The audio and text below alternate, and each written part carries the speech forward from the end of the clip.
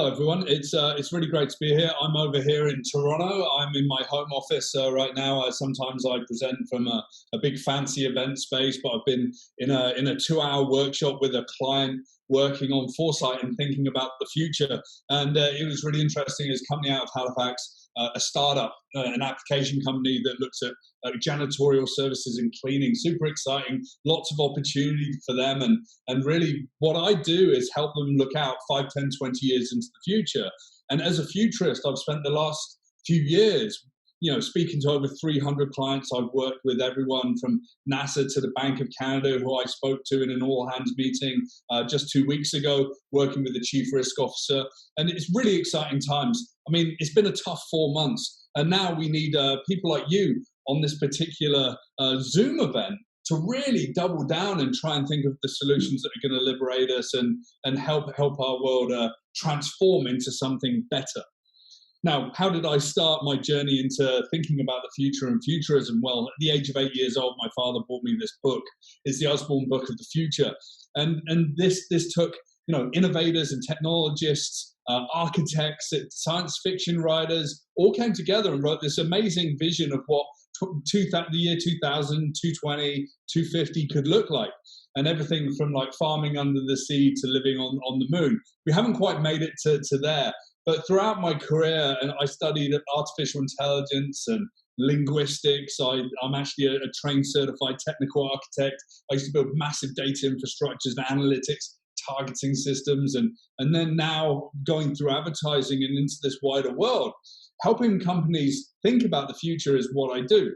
But what I do is really ignite their thinking. So everyone's really focused on what's happening today.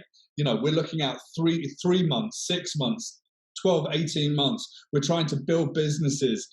And really, we're trying to solve problems that are there every day. What I try and do is liberate the mind and invite people to be creative and think about a future by asking, what if? What if the world was going to operate differently? What if we can change how society is structured, how culture defines the world and who we are?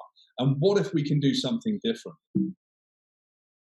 And I like to start off thinking about our past a little bit. So for the past 260, 280 years, we've been caught in the Industrial Revolution. So this is where we've got innovations in communications, energy, and transportation coming together to create exponential acceleration and changes. And over the last 120 years, we've seen a lot of changes come.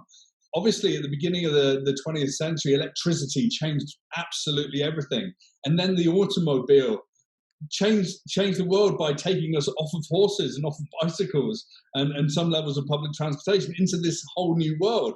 And now we've seen like billions and billions of vehicles around the world and huge transformative change in how we're looking at vehicles and electrification and how that could change everything. And then, in the late 60s, we put a man on the moon. In 2025, the Artemis project with NASA and Canada Space Agency and a number of agencies around the world going to try and put a woman on the moon and build out a lunar civilization so that we can start looking even further to interstellar travel and even landing people on Mars and maybe building cities there one day in the future. I think that there's been one person that's had a huge ripple effect in the world is Douglas Engelbart. If you don't know who this is, go away and look up the mother of all demos on YouTube and watch the demonstration of the world's first personal computer.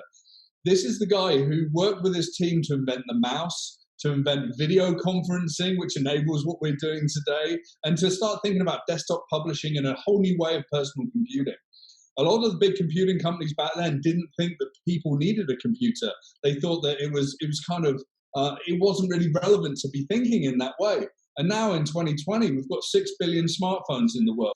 Moving on from thinking about Douglas Engelbart and what he did, well, we need to realize that the internet is really just a set of wires around the world connecting us all. A lot of people think that, the internet is magic and suddenly we're surrounded by connectivity.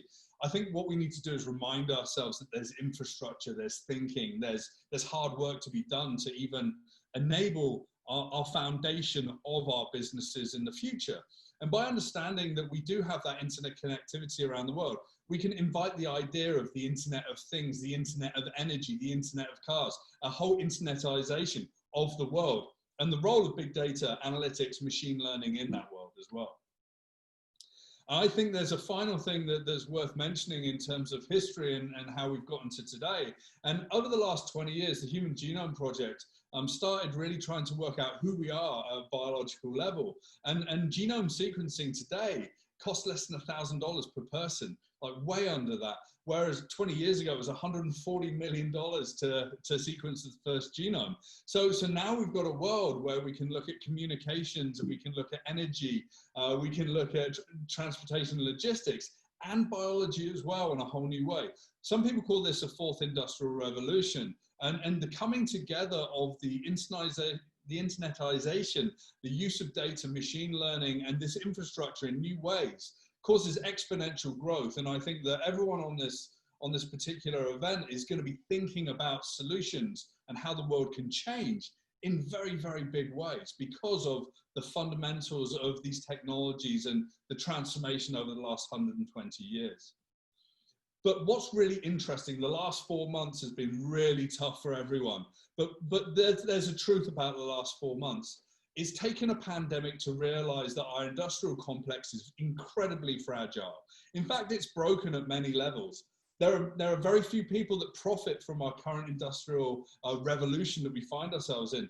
We need to start rethinking about an equitable world where we can build equality, where we can rise everyone up together to create a new world and a new way of operating that's sort of free from sort of the singular corporate complex that's kind of created wealth for very few. And we need to think about equality and bringing everyone forward into this new fourth industrial revolution. So this is a huge opportunity for everyone. It may not feel like the pandemic has provided that, but really we've been able to stop and we've been able to look at the problems that are there. And I've been working with clients over the past 4 months on some of the biggest problems that exist. And I call these black elephants. You know, what's a black elephant? It's basically a huge problem that's staring us in the face. It's been standing in the room with us for years, and it's been saying, hey, I'm over here. I'm going to cause a lot of problems. And what are some of the examples of that? Well, pandemics, the breakdown of globalization and climate change are top of mind for many people. But I've been working with clients on all of these subjects for the last few months. Global doubt, mental health problems, privatized healthcare, famine, organized crime. All of these things are endemic in our society, and there's solutions that are needed to be taken to address these as well. So maybe some of you are on the call and you're thinking about, what if we create climate resiliency, and you can think about programs to do global monitoring, look at urban farming, vertical farming, looking at solutions for water resiliency, heat resiliency, defunding for the fossil fuels industry, moving to electrification. Maybe you can look at equitable healthcare. We've seen a huge amount of problems over the last few months with the pandemic. What about remote access, unified therapies, open source drugs, the use of psychedelics for mental health treatments, pandemic preparedness? All of these things are new frontiers, new opportunities for us all to take a step forward, to develop programs and to think about, what if we change the world? How do I work with customers?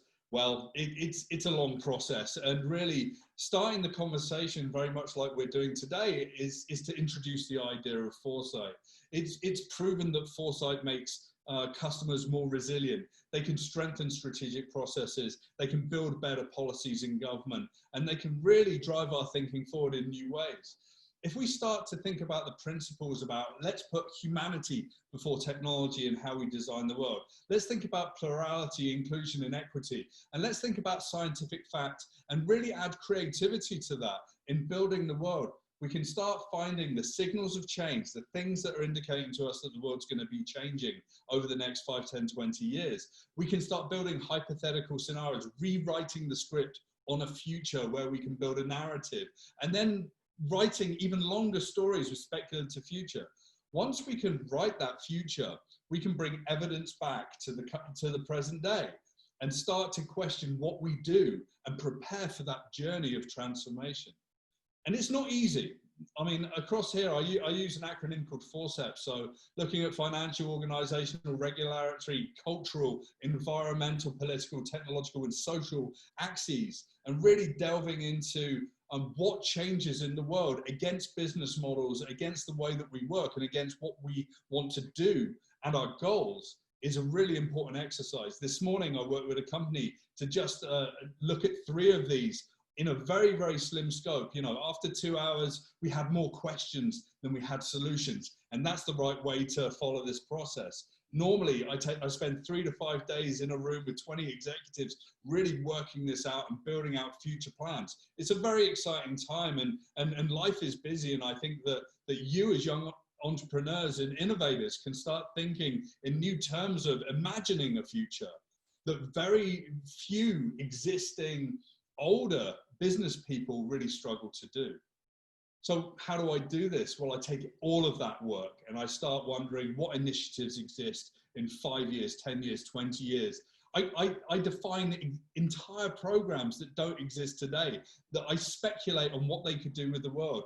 And I work out how resiliency and S-curve analysis really shows us that exponential changes are absolutely possible. So really, this is just a primer. This is just a few minutes with me telling you about how I approach work. There's many years of experience that goes into this, but don't underestimate the power that you have to be curious and to be creative, and really take those ideas of what if we change the world and bring it back to today and say, what is it that we can create and how can we change the world for the better? Now, I actually think that it's important for us to realize that you know, we do have to create a beautiful world. Eleanor Roosevelt said it well: the future belongs to those who believe in the beauty of their dreams. I mean, what you have in the youth today is the ability to dream bigger than those people that have been locked into an industrial complex that's failing. That's a fragile world. Now it's time to build a resilient world. And I think the League of Innovators and everyone that's on the call today can be a part of that. Thank you very much.